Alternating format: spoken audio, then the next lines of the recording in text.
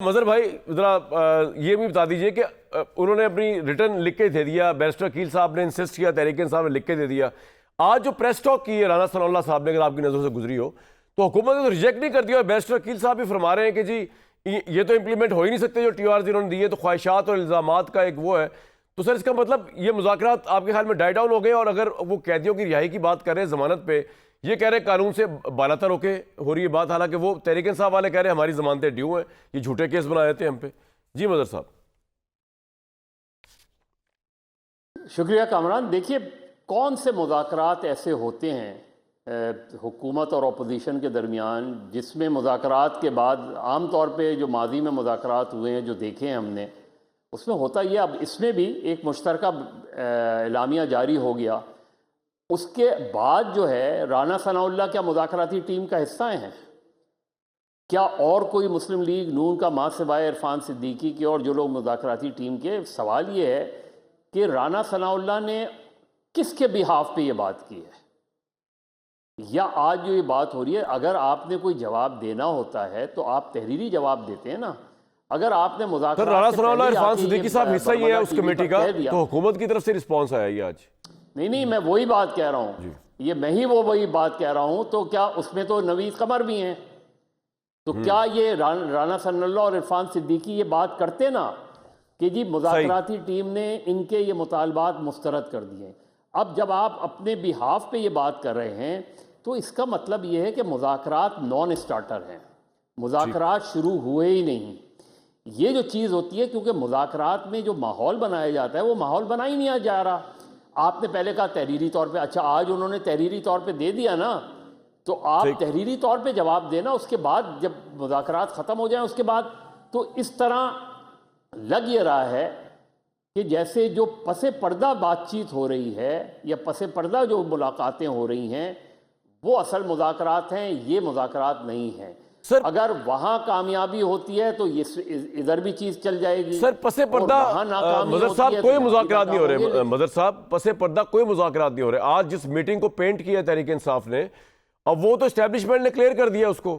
وہ تو کہہ رہے ہیں جناب سیکیورٹی کے تناظر میں یہ چیئرمین گوہر اور یہ وزیر اعلیٰ کے پی ملے. کیسے کیا سر؟ یہ انہوں نے سیکیورٹی ذرائع نے یہ بتایا کہ جی ہمارا کوئی پولیٹیکل بات نہیں ان سے ہوئی، کوئی مذاکرات کی بات نہیں ہوئی. کامران یہی سب سے جو ان چیزوں میں فلا آتا ہے نا، وہ یہی آتا ہے. ٹھیک ہے بھائی سیکیورٹی ذرائع سے کیوں بات کی جا رہی ہے؟ اگر ایک پہلی چیز یہ کہ آفیشلی یہ کنفرم کیا جائے کہ ملاقات ہوئی ہے، آفیشلی یہ بتایا جائے کہ صرف اس دائرے میں بات ہوئی ہے. آپ ذرائع سے کیوں بات کر رہے ہیں؟ جو کل جو خبر چھپی ہے، جو آج خبر چھپی ہے، ذرائع سے کیوں چھپی ہے؟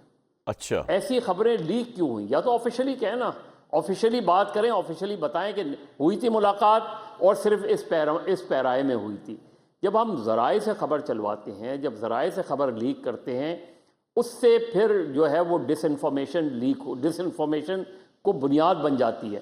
میرے خیال میں جو چیزیں ہو رہی ہیں وہ مجھے سمجھ میں نہیں آ رہا کہ جس طرح ابھی حکومتی وزراء آ کے جس طرح بات کر رہے ہیں، یا حکومتی مذاکراتی ٹیم، یا تو پوری مذاکراتی ٹیم آج بیٹھی ہوتی، نوید قمر بھی ساتھ میں بیٹھے ہوتے، اور بھی جو لوگ ان کے اس میں ڈیلیگیشن میں ہیں حکومتی، وہ مشترکہ طور پہ ایک پریس کانفرنس کرتے اور یہ بات کرتے. صرف رانا ثناء اللہ اور عرفان صدیقی یہ بات کیوں کر رہے ہیں؟ پوری ٹیم کیوں نہیں بات کر رہی؟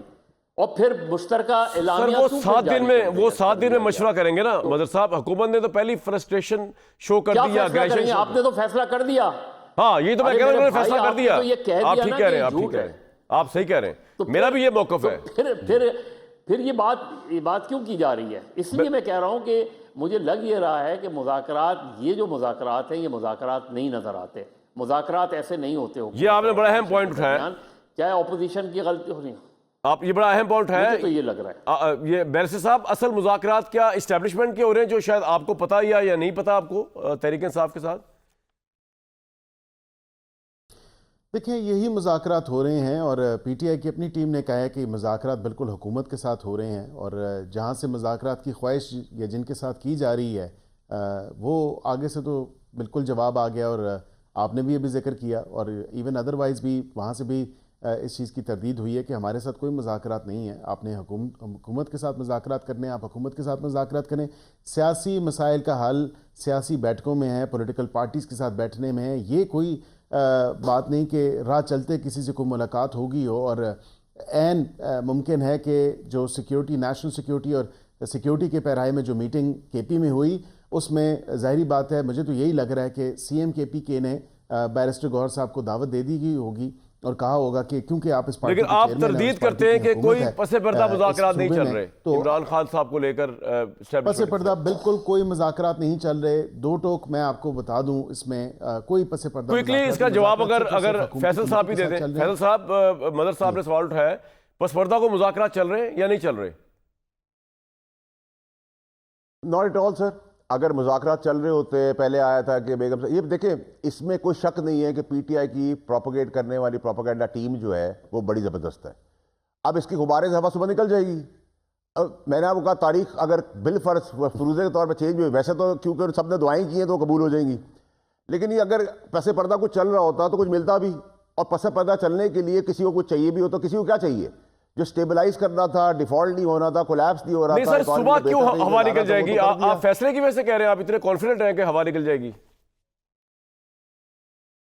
ظاہری سی بات ہے سر, اس میں سزا نہیں ہو. اوپن اینڈ شٹ کیس ہے. میں آج تھوڑی بتا رہا ہوں, 2.5 سال پہلے تھوڑی بتا رہا ہوں, 3.25 4 سال پہلے جب کیبنٹ کے اندر تھا اسی دن بتایا, اس وقت بھی بتایا, آپ نے گھر جا کے بھی بتایا, اس کو رپورٹ بھی ہوا, اخباروں اور ٹی وی پہ بھی آیا.